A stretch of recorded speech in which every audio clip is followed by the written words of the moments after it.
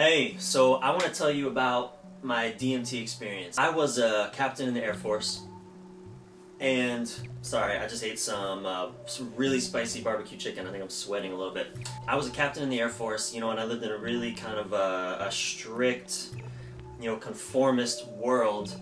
I was always a little bit rebellious. I mean, I've always had that rebellious streak, and I'm 38, and since I was 10, I've been wanting to see into the matrix. I've been asking the question, what is going on here? What are we doing here? Who are we? What's the truth? What is this enlightenment thing all about?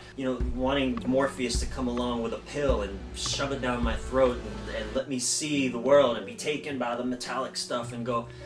And I've had ayahuasca experiences, and when I got into my 30s, I was out of the military and I started opening up to these things, to these sort of medicines. I call them medicines because they're really here to help us, to help us heal, man, to help us heal the planet, to help us heal ourselves, to help restore our connection to each other, we never lost this connection, but we've just lost awareness of it. And these medicines, these plants that are out of the earth just as we are, they open us up, they open up channels, they open up perception and awareness so that we can really viscerally taste our connection to the planet, to each other, to this world.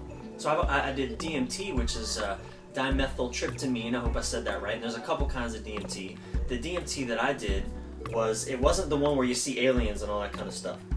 I've actually never done that one. I've been really kind of interested in that. But what was really fascinating about my DMT experience, it was the culmination of everything that I had been searching for my entire life.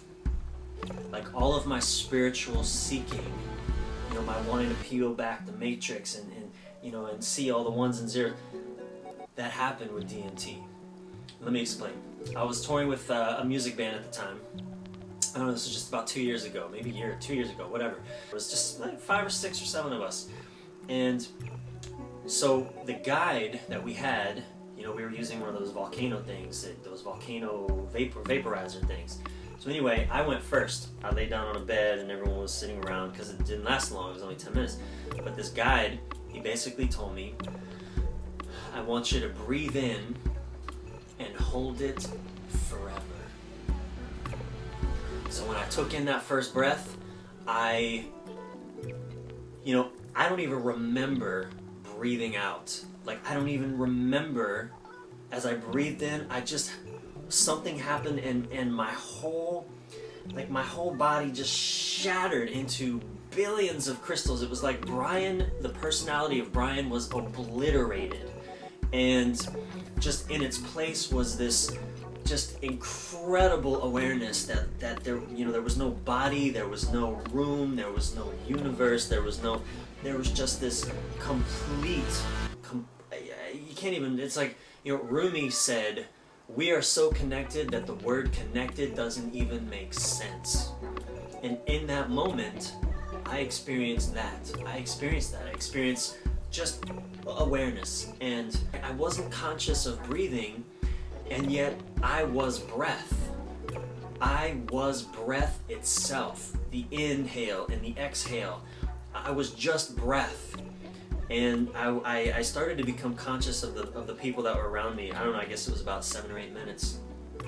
And what's really fascinating is there was a guy in the room, a member of the band I was with, that he and I had been having we'd been in some conflict lately.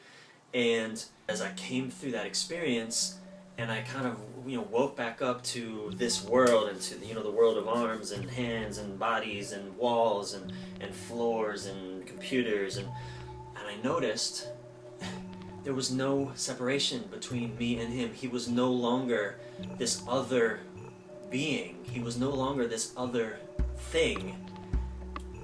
He was me, I was breath, he was breath. We were just breathing. We were just life breathing. That's never left me since that experience. Although, viscerally, again, I'm really back in this body. I experienced separation, all that. But the recollection of that was just so profoundly striking. I don't even, right? There's just no words. like I say, it was what I've been looking for my entire life. I've had experiences of so-called oneness. You know, I was scuba diving, and all of a sudden I just felt at one with the fishes. You know, stuff like that.